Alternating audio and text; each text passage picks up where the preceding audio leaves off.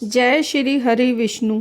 28 अक्टूबर सोमवार को रमा एकादशी का व्रत है। इस व्रत में भगवान विष्णु की पूजा विधि विधान से करते हैं। उनकी कृपा से सभी प्रकार के पाप मिट जाते हैं।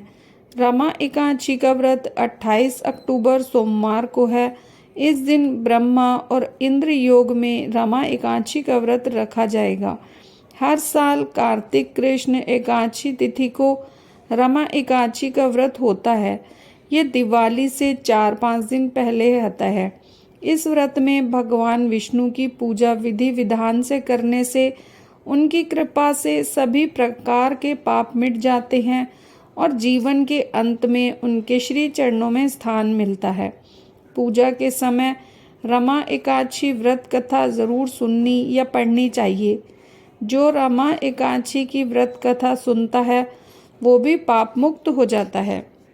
व्रत कथा। एक बार धर्मराज युधिष्ठिर ने भगवान श्री कृष्ण से कार्तिक कृष्ण एकादशी व्रत की महत्व और विधि बताने का निवेदन किया। इस पर भगवान श्री कृष्ण ने कहा कि ये एकादशी रमा एकादशी के नाम से प्रसिद्ध है। जाने या अनजाने में व्यक्ति जो पाप करते हैं उनको ये व्रत करना चाहिए। विष्णु कृपा से वे पाप मुक्त हो जाते हैं और मोक्ष के अधिकारी बन जाते हैं। इसकी कथा कुछ इस प्रकार से है। एक नगर में राजा मुचकुंद का शासन था। वह पूजा पाठ दान पुण्य करता था। उसकी एक बेटी थी जिसका नाम चंद्रभागा था। उसने राजा चंद्रसेन के बेटे शोभन से अपनी बेटी का विवाह कर दिया। शोभन एक दिन ससुराल आया। उस समय रमा एकादशी का व्रत आने वाला था। मुचकुंद के राज्य में सभी प्रजा एकादशी व्रत रखती थी और उस दिन कोई भोजन नहीं करता था। चंद्रभागा शोभन को देखकर चिंता में पड़ गई, क्योंकि उसका पति दुर्बल था और बिना भोजन के नहीं रह सकता था। रमा एकादशी से एक दिन पहले ही राजा ने घोषणा करा दी कि एकादशी पर कोई भोजन नहीं करेगा। ये बात जानकर शोभन चिंतित हो गया। उसने चंद्रभागा से कहा कि वह बिना भोजन के जीवित कैसे रहेगा, उसके तो प्राण निकल जाएंगे। रमा एकादशी के दिन का कोई उपाय बताओ। इस पर उसकी पत्नी ने कहा कि आप कहीं और चले जाएं। इस पर शोभन ने कहा कि नहीं, वह यहीं रहेगा। रमा एकादशी के दिन शोभन ने भी व्रत रख लिया। उस दिन सूर्य के ढलते ही वह भूख से तड़प उठा। एकादशी का रात्रि जागरण करने के लिए असहनीय हो गया। अगले दिन सुबह होते होते उसके प्राण निकल गए। तब राजा ने अपने दामाद का विधि विधान से अंतिम संस्कार करा दिया। चंद्रभागा अपने पिता के घर ही रहने लगी।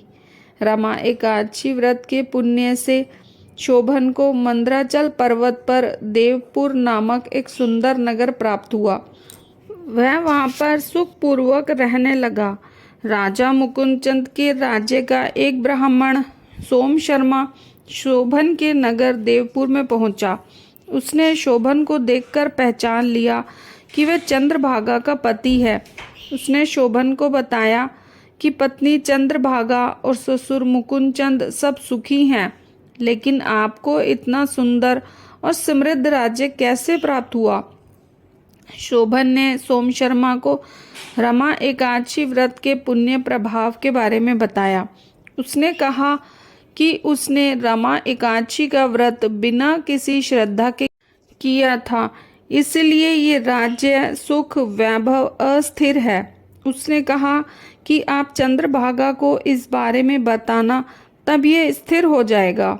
वहां से वापस आने के बाद उस ब्राह्मण ने चंद्रभागा को पूरी बात बताई।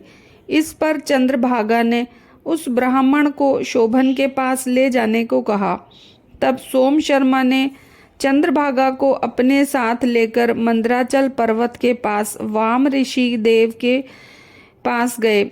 उस ऋषि ने चंद्रभागा का अभिषेक किया, जिसके प्रभाव से वह दिव्य शरीर वाली हो गई और उस दिव्य गति प्राप्त हुई फिर वह अपने पति शोभन से मिली।